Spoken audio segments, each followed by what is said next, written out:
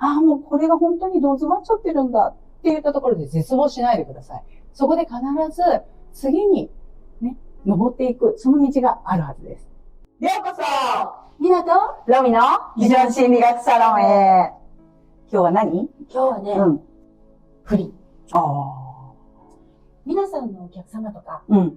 経営者の方多くって、よく成功している人ほど、愛人さんが多いとか、聞くじゃないですか。そういう話、多くないですか？彼らはどうかわからないけれど、彼らの周りでそういう話を聞きますよね。ね、そういう経営者の方って結構いらっしゃいますよね。でもね、経営者の人だけじゃなくて、主婦の人まあね。も多いの。そうなの。多いの。どうしてわかるかっていうと、マッチングアプリで出会ったっていう話をよく聞くの。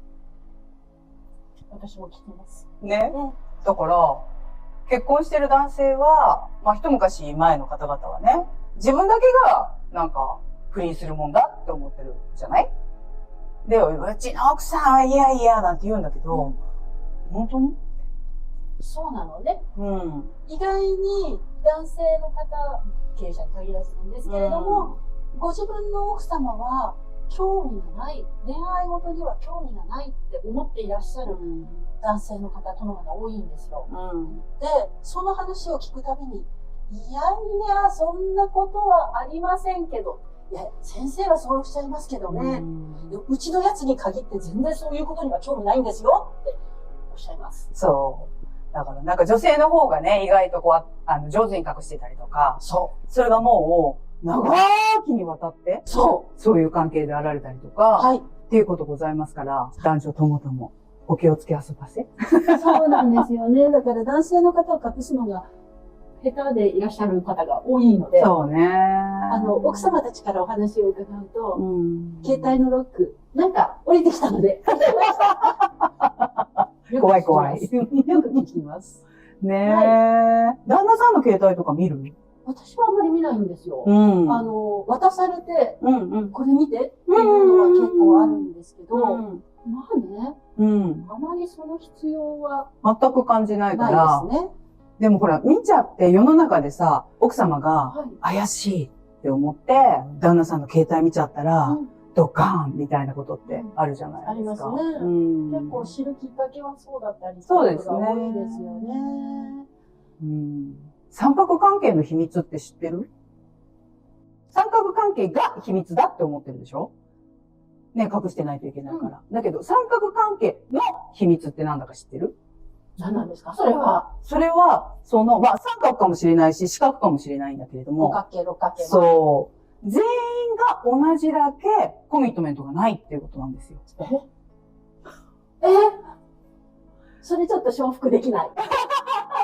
ね、普通ほら、された方はさ、私は何も悪くなかったのに。そう、俺は全部こんなにきちんとしてたのにって言いたいんだけど、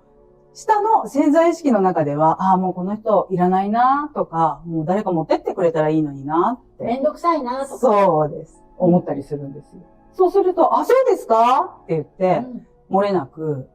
ね、会社の可愛い若い女の子とか、そういう人が取りに来てくれる。そうなんですか？そうなんです。そんな人はなかったです。なかったです。なかったです。なかった。ね。でもね、最初に、夫が浮気をしたとか、そういう話を聞くと、被害者についついなってしまうじゃないですか。もう、なんてひどいことするんだ、あいつは、って。私の信頼を裏切って、とか、そういう気持ちになるじゃないですか。まあ、逆の場合もそうだと、同じだと思うんですけれどもね。でも、ほどなくして、私がいい妻じゃなかったからとか、自己攻撃が出てくるんですよね。あるいは自分の稼ぎが足りなかったんじゃないだろうかとか、なんかそういう自分をちょっとね、自信を失うような気持ちっていうのが出てきますよね。で、それを打ち消すように、いや、それでもあいつはみたいに、なんか相手が悪いことにしたくなるじゃないですか。で、これどっちもあまり真実ではないんですよね。そう。で、私が助かったなと思うのは、ビジョン心理学の三角形を見ていくと、ちゃんとその浮気が起きやすいというか、三角関係になりやすいステージがあるというふうに書いてあるんですよ。なので、人間の心として成長の段階で三角関係になりやすい時期があるんだ。誰かが悪い、私が悪い、あいつが悪いとかっていうことではなくて、それが起きやすい時期っていうのがあるんだっていうことに教えてもらえて、すごく救われたような気持ちになったんです。そうですね。だったらそれ抜けられるじゃないですかって思ったんです。つまりは、この三角形を知っていたら、次はこれがやってくるから、そろそろこういう罠がね、開いてくるから、ここでこういうふうに二人でもう一度コミットしようね、っていうふうに、罠さえ作る必要さえなくなってくるわけです。だから人生の方向性として、この三角形モデルをね、持っているっていうことと、それから自分が自分のハートをどれぐらい閉じちゃってるかとか、ね、それを知っていれば、わざわざ外に刺激や喜びを求めなくてもいいんですよ。その刺激や喜びを求めるっていうところが一つポイントなんですよね。この三角関係が起きやすくなる理由。多分ね、めちゃめちゃお仕事がお忙しかったり、主婦の方でも、子育てがね、すごく大変で、ようやく一段落したところで、心の穴がぽっかり開いてしまったりとか、なんか救いが欲しくなる、そこに何か新たな刺激がなければ先に進めないよみたいな気持ちになってくる時期っていうのが、私たちみんなあるんですよね。あとは、日々のね、さっき、ロミちゃんおっしゃいましたけど、いいお母さんとか、いい旦那さんとか、ね、いい上司とか、そういう役割にはまってくると、どんどんその役割を全うするがゆえに、もうその男女関係の方に注力する、そういうエネルギーはないんだっていうのが、日本だけでもないんだと思うけれども、そういうふうになってきちゃう。で、つまりは自分が喜びを感じられなくなってるっていうことに、まず気づきがないんですよね。ロボットみたいになっちゃってるんですよ。毎日の生活がね、無彩色になっちゃって。で、ロボットみたいに自分がなってしまっているから、自然と心を取り戻したくなっちゃうんですよね。で、恋愛って心を取り戻すというか、ハートがドキドキするというか、そういうものなので、なんかちょっとロマンチックな気持ちになりたくなっちゃったりとか、なんかワクワクドキドキしたくなっちゃうと、そっちの方に、ついつい誘われてしまうというかね。で、それが真実の恋だって、なんか思ってしまうんですよね、そういう時って。だから、結構引きが強いっていう風に感じられるんじゃないかと思うんですよ。一時のちょっと本当に気休めみたいに最初は思っていたかもしれないけれども、なんか意外に引きが強いなぁなんていう風に感じるかもしれない。でもそれはどれだけその前に心がカラカラで、でもってその心がもう一回なんか蘇るためにそういうものを必要としていたかっていうことなんだと思うんですよね。例えばね、退屈してるとか、ね、その毎日仕事はすごくエキサイティングなはずなんだけれども、周りから見たら、ね、役職にもついているし、素晴らしいなって思われている。稼いでるし、かっこいいなって思われてるんだけれども、心の中はカラカラ。あるいは、心の中ですごく居心地が悪い何か怒りとか、それから自分じゃないんだけれども部下を助けられなかったとか、子供の問題があるとか、そういうことで、お酒に逃げたりとかして、そのお酒をいただくところで、いろいろ他のね、ややこしいことも展開してくるみたいな。ありますね。ありますね。だから慰めが欲しいから、そういうところに飲みに行くんだっていう方もいらっしゃるでしょ？そのことに最初から気づきがあればいいんですけれども、でもついフラフラっとっていう感じになられる方が多いと思うんですよね。もう一時でもちょっと休みたいみたいな、そんな気持ちで。で、そういう時っていうのは、それまで、夫婦関係の中でいっぱいバトルをしてるんですよ。で、もう本当に自分のことを分かってもらえないみたいな絶望感だったりとか、相手を幸せにできないっていうような失敗感だったりとか、そういうものが募っていて、そういうところで疲れていると、なんかそういう刺激が、なんかあたかもリアルなもののように感じられて、で、ついやっぱりこっちの人が僕の真実の人だったかもとか、私の真実の人だったんじゃないかしらみたいに思えてきたりもするんですよね。そうですね。ドラマを作って、みんなドラマキングとかドラマクイーンになっていくわけですよね。はい、そうなんです。でもドラマが欲しい時は、実は自分の心がカラカラなんだ。もう本当に砂漠の中を歩いていて、オアシスのお水の一滴が欲しいと思うくらいに、喉の渇きが、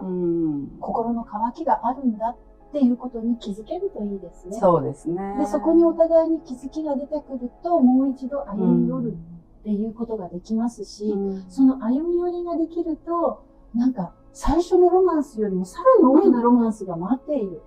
で、この最初のロマンスよりもさらに大きなロマンスが待っているっていうことに、私たちあまり知らないから。そう、信じられないしね。信じられないから、ついついこっちの刺激の方が大きいから、きっとこっちが真実だなんて思ってしまうんですけど、実はもっともっと大きなロマンスがその先に待っている。家でこう家族を守ってくれる、ね、こう安心感のある奥さんやお母さんという役割と、ね、あるいはそのもう、すごくみずみずしくてセクシャルで、とてもその自分の情熱を思い出させてくれるような、あるいは自分の価値を、もう奥さんは見てくれないような価値を見てくれて、すごい、すごいって言ってくれるような人から自信を受け取れるっていう、そのこう心の中の分離分裂があるわけですよね。もうちょっと、すごいすごいって言おうと思いました。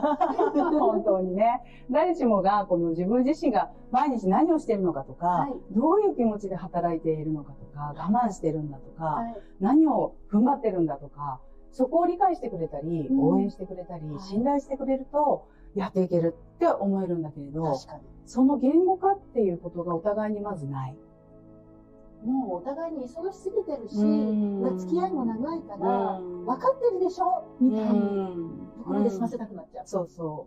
う。で、その前までにいろいろとこう面白くないことがお互いにあったから、何かそういう確信に触れる話をしだすと、近づくとうわーって怒り出しちゃって、お互い傷つけ合っちゃう。でもそんな喧嘩するぐらいだったら、離れてて、まあこのまま死ぬまで何事もなく、波風立てずに生きていこ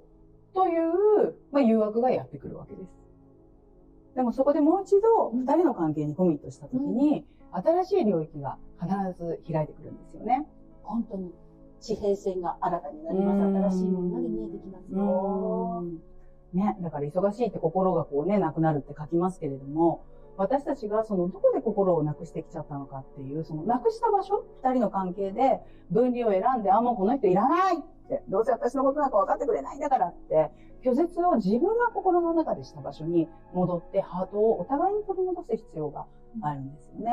三角関係が起きた時っていうのは、そういう新しい対情が望まれているよっていうふうに言われている、そういうサインが降りてきているっていうふうに捉えられるといいのかもしれませんね。そうですね。で、二人ともに新しい関係性をお互いに求め合うことができますので、その道を選べれば先に進めますし、もし本当にそれを選べない、これは真実ではないっていうことにお互いに話がまとまった時には、今度は円満な形で新しい関係性にそれぞれが向かうこともあるかと思います。なので、ぜひ勇気を持って、この問題と向き合っていただけたら嬉しいなと思います。そうですね。ね、ビジョン心理学はやはりこの人間関係、男女関係、セクシャリティっていうことに関しても非常に強いですし、まあ私たちの方はもう批判はないわけですよね。離婚がダメだとか。私もしてます。